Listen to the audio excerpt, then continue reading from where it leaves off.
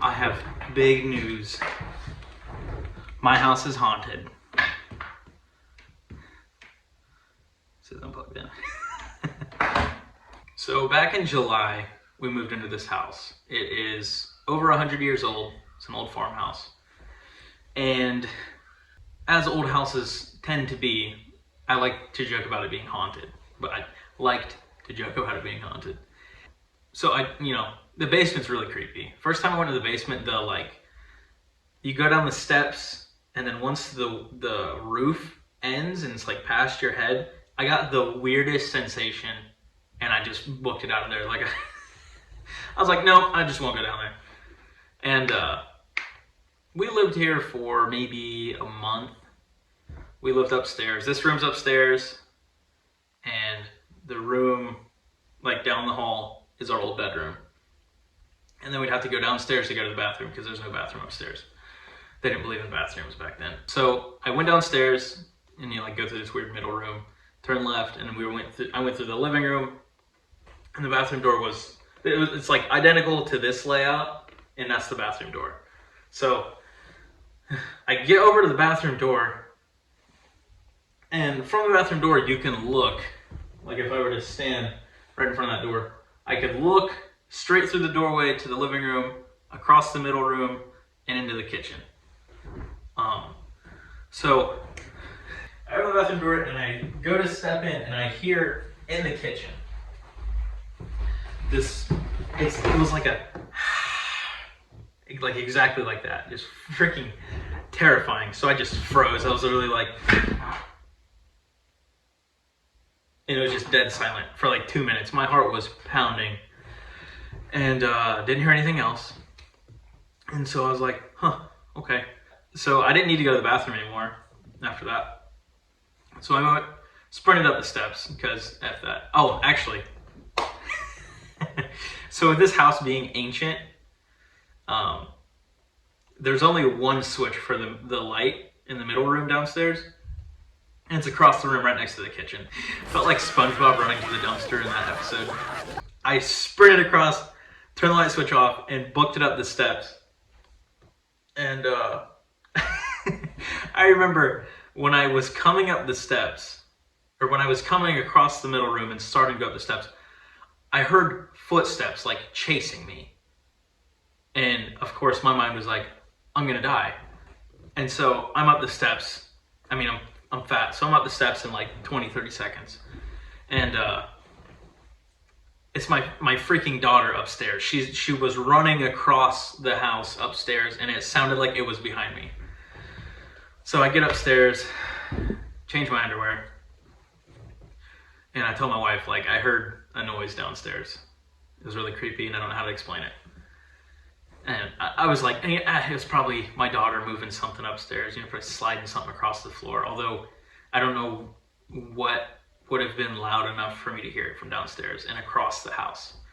But, it was whatever. I just told everyone, I was like, yeah, our house is haunted, So later, a couple weeks after that, I think, we had eaten dinner. We had chili for dinner. So there was a crock pot on the counter and a wooden spoon sitting across the top of the crock pot. And we were giving our daughters a bath because I don't know if you've ever fed toddlers chili, but it's not clean. So we gave them a bath. And after the bath, we were in the living room, drying them off and putting their clothes on. And we heard a noise. It was probably about like that.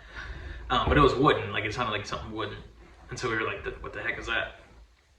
And so this is probably 15-20 minutes after we had eaten dinner. We hadn't gone into the kitchen again. We were doing baths.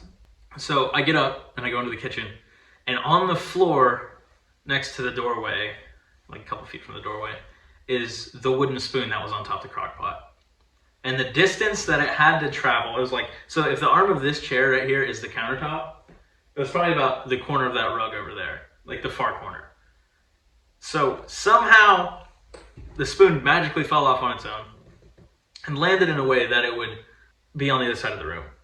And I picked up the spoon and I was shoving it off the counter, trying to get it to recreate it. and it would literally just fall right where it landed, like it didn't fly across the room. So, more jokes about ghosts. It's funny. And so I think that was probably the last creepy thing that happened.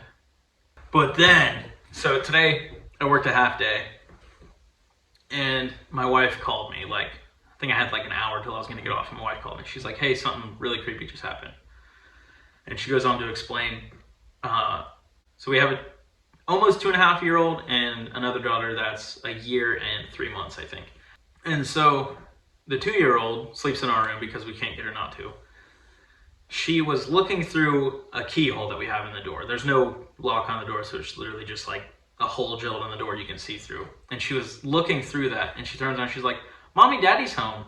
And my wife was like, did he get off earlier than I thought? Thinking to herself. So with the bathroom downstairs, if you go in through this bathroom door, this isn't a bathroom, but if you were to go in through this door, straight across from it is another door leading into our daughter's bedroom. And so it's our bedroom, bathroom, other bedroom, and then the living room right here. And they're both connected to the living room. The bed is kind of right next to the bathroom door. So my wife's here-ish. And, turns around, gets contacts off the nightstand. Our 2-year-old was starting to walk into the bathroom. She was I think she was standing right in front of the door. And so our 1-year-old is in there babbling like usual when she wakes up. And then my wife hears a man's voice. She said it sounded kind of like me, almost trying to calm the baby, almost soothing, hey, it's okay, or whatever, to our baby. And immediately she starts crying. Not a bad cry, but the I want out of this crib right now cry. And when that happens, our 2-year-old turns and looks at my wife, and she's like, and my wife was like, okay, so I'm not crazy, someone's in there. So she jumps up, sprints around, slams the door open, and nobody's there. And then she calls me and she's like, something creepy happened, explains the story. And I was like, oh dude, that's really weird. So, we talk a little bit. I hang up the phone, push play on my headphones I was listening to a Bigfoot podcast, trying to get ideas for my Bigfoot theory video.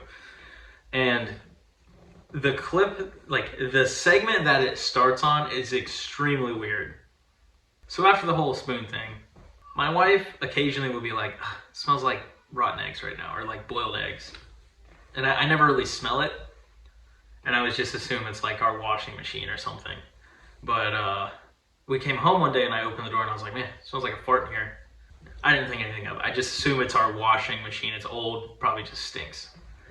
So then the podcast I was listening to, as soon as I hit play, this segment that started playing, I literally screenshotted it because it creeped me out.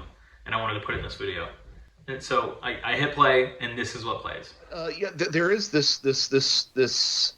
I wouldn't even say that it's occurs in every case, but the rotten egg, sewage, hydrogen sulfide, that sort of funky fart smell, for lack of a better term, that occurs in a lot of these cases is something that you find across all sorts of paranormal phenomena. You'll find it in demon accounts, you'll find it in ghost accounts, you'll find it in the UFO literature as well.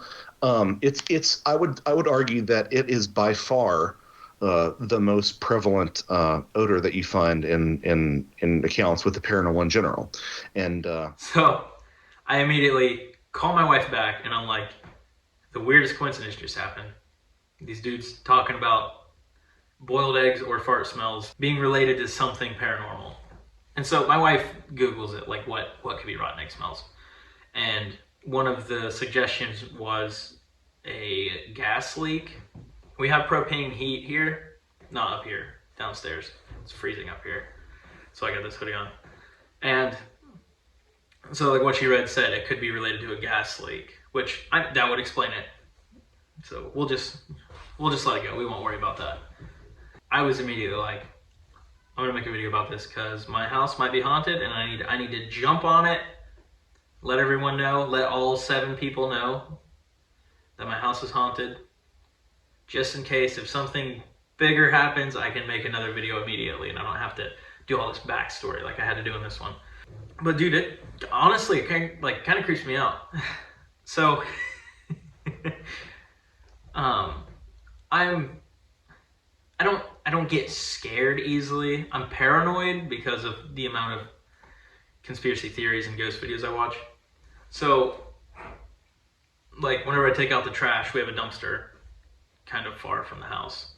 Literally SpongeBob is trying to get the dumpster.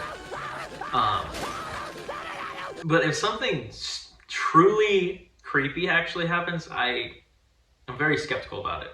So like every time I go into the basement, there's I think it's our water heater. It'll make like a hissing sound, not like the one that I heard in the kitchen, but like a kind of sound. Literally every time I go down the steps. And the first time I heard it, I was like it kind of made me jump a little bit because it sounded like a creature making noises. But I stood there for a second and listened, and I was like, okay, that's the water lines. But this, I do not have an explanation for. Our 2-year-old watches these girls on YouTube that make scary videos. They're horrible. They're the most annoying. They're the most annoying things you've ever seen. And we recently banned our daughter from watching them because, well, she doesn't stop. She'll be like, "Who's knocking? Who's knocking on the door? Someone's knocking on the door." And she won't stop, or she'll be just terrified for no reason because of those videos. So we made her stop watching them, but she'll still be like, "Who's knocking?" Or like, "Someone's in there." Or like, "Oh, I saw a ghost." Those are pretty obviously not serious, but the way she does it is it's like she's serious about it. But with this ghost thing, my wife thought, "Oh, she's pretending that Dave's out there." But then whenever they both heard the voice, the look on my daughter's face and my wife's realization, like, "Oh, there's actually someone here," completely different. It's next level creepy. So, I mean, I'm gonna hope we don't get any more visitors, ghost wise. We're having a baby next week, so last thing I need is a newborn keeping me up all night and my fear of ghosts keeping me up all night. So I mean, if things persist, I might actually get like a camera I can set up in rooms to see if I can get anything on video. But otherwise, what can I do other than tell you guys what happened? Back in my mind, I'm like, man, I hope nothing happens. But then I'm also like, dude, I could make YouTube videos about that if something happens. But do I want to live in a haunted house is the question. We'll hope for the best. So I guess that's pretty much it. Thank you so much for watching my video and for any support that you have given me. I really appreciate it. I guess my next video will probably be my Bigfoot theories. I don't know exactly if I will make it this weekend or not. Like I said, we're having a baby next week, so I'm going to be taking time off work, and I'll have time to work on stuff, but I also won't have time because we'll have a newborn. So that's fun. But let's hope for the best. Thanks for watching. Have a good one.